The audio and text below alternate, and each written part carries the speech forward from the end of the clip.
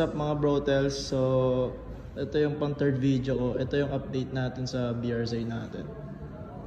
As you can see dito sa wing natin, nagpalit na tayo ng body swing, urig na body swing siya. Then, trunk na CF, pero stock lang siya.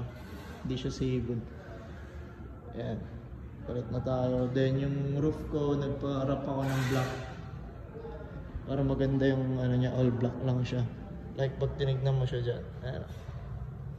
All black lang siya. Then yung exhaust ko, nagpalit na rin ako. Ito may exhaust na ako na titanium. Full titanium siya. So ayan. Kasi di ba nagpalit tayo ng exhaust. So gagawin, i-retune ulit siya ni Kaleo.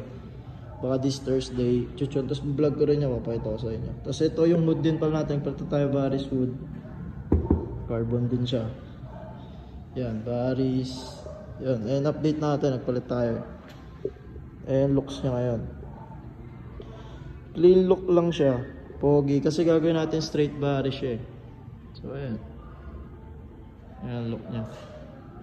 Tapos papakita ko sa inyo yung engine bay. Bro, tells, ito yung engine niya. Dati fabrication intake ako, kaso mas maganda airflow ng stock eh. Pero naka drop in ako, nagpalit ako ng KN drop intake.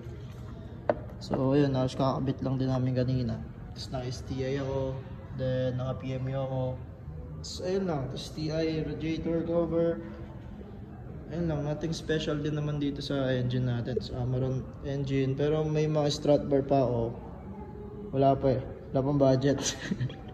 So ayun muna update natin. Ayan, nakita na, pogi, di ba? Ayan. Ayan siya. Medyo madilim kasi dito sa garahe. Pero ayun looks niya. Engine natin medyo madumi.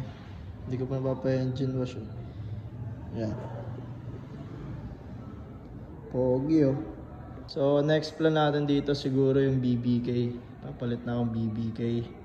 Siguro Brembo or STI. Di ko pa alam eh. Pinag-aaralan ko pa kung anong yung mas better dito para ma-share ko din sa inyo yung build na to. Then shoutout sa Street Automotive, Speedworks, Autoliseo, Street Elites yan, mga group yan. Like, follow their page din, share kayo, then yun, wala silang mga vlog, ako lang eh. Start na ako. Yan brotels, so yun update natin sa auto. And brotels, ito yung mga ano natin, interior natin. Yan, STI lang din siya. Sorry, medyo kalat galing akong gym eh. And naka-ano lang ako. CF din na ship knob. Then Android na head unit. Yan, wala pa tayo masyadong ano eh. Ayan. Baris lang siya na ano. Yan. Wait nyo yung next sa post ko kung ano update dito. Dami tayong plan dito eh. Tuturo ko sa inyo. Ano mga life hacks dito, like dito sa gulong ko kasi di siya staggered eh. Di siya staggered spec mga brotel. So, dinaya namin siya sa tires. Pero tignan mo yung looks niya. Meaty siya. Parang staggered look siya, diba?